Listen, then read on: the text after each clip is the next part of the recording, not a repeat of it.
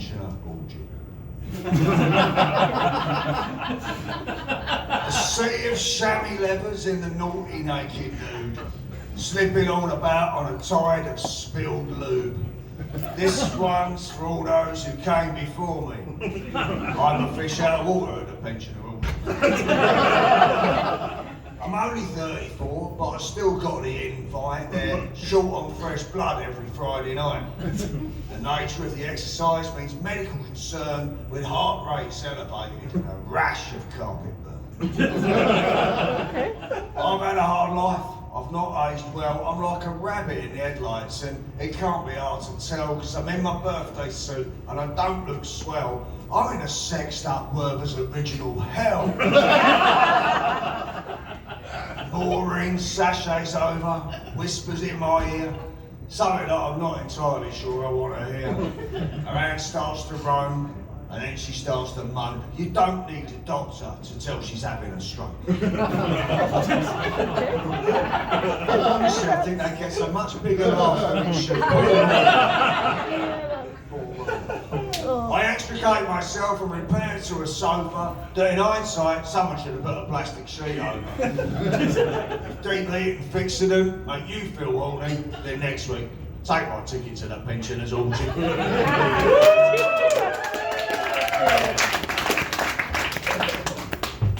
Okay, it's always been my view really, that you can become addicted to anything if you like it, right? And this next one, just to bring the mood down, it's a sad and woeful tale of addiction. It's quite sad. So much like the protagonist, you might want to make sure that you've got a tissue there.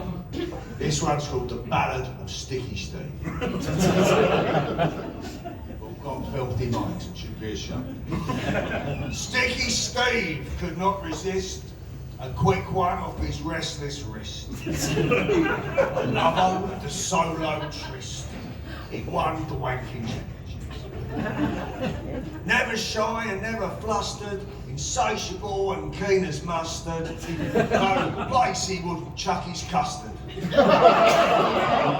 trousers always slightly crusted.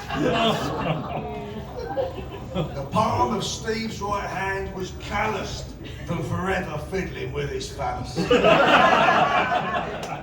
In Denmark, Dublin, Dundee, Dallas, he boldly blast his bollock ballast. If such a thing were to exist as a lurid self-love leaders list, then he'd be at the top of it as a dedicated onanist. Steve's addiction was quite chronic, because he was always making a deposit. Hopeless bloody wankaholic. That's a word for the dictionary, isn't it? His growth was stunted like a hobbit. Sticky Steve would never learn, as each stunned witness could confirm. No opportunity was spurned to drop his kegs and burp his worm.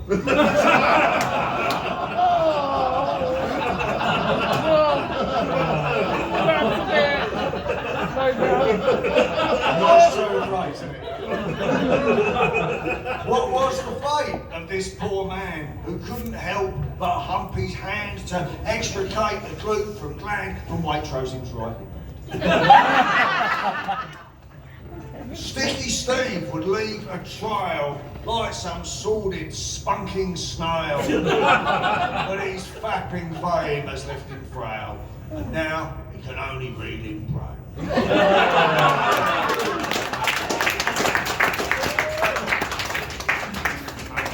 We'll take one more, but it's all his choice really. You can get I can either do one about Nigel Farage or one about the evils of saturated fat, but that one does include a small bit of audience participation. Are you up for, what do you fancy? Do you fancy one about Nigel Farage? Yeah! Or do you fancy one about saturated fat with audience participation?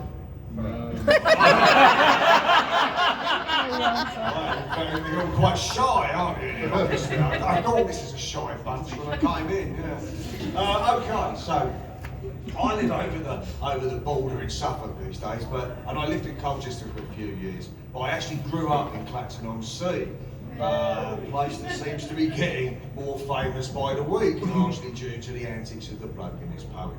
I think you can see where my sympathies lie.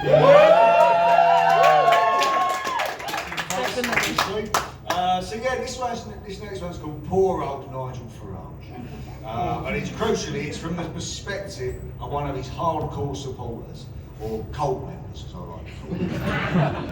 So yeah, poor old Nigel. Poor old Nigel Farage. Some people have got him all wrong.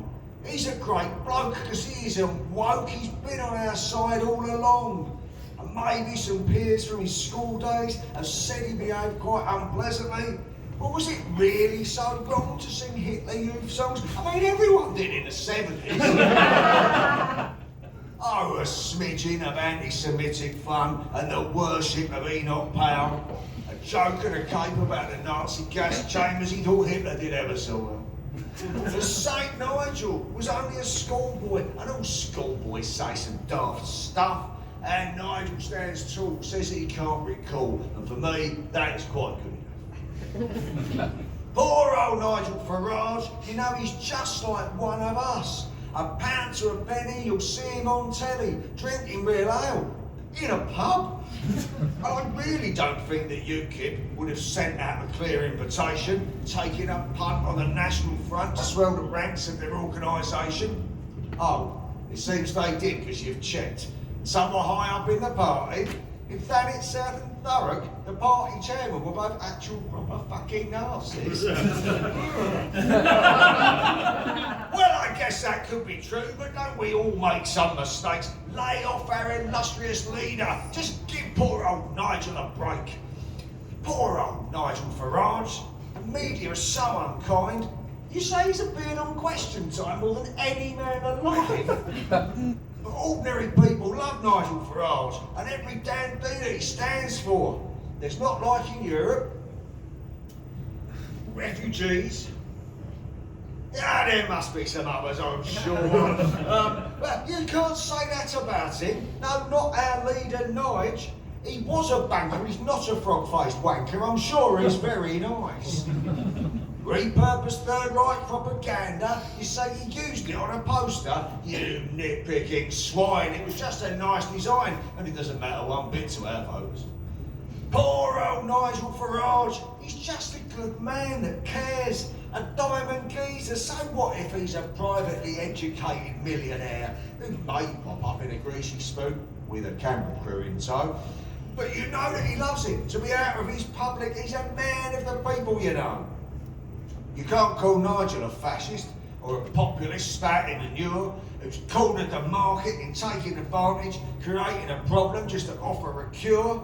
No, Nigel's our saviour, I tell you. You lefties just can't understand. He could threaten my life and bugger my wife, and still I would vote for the man.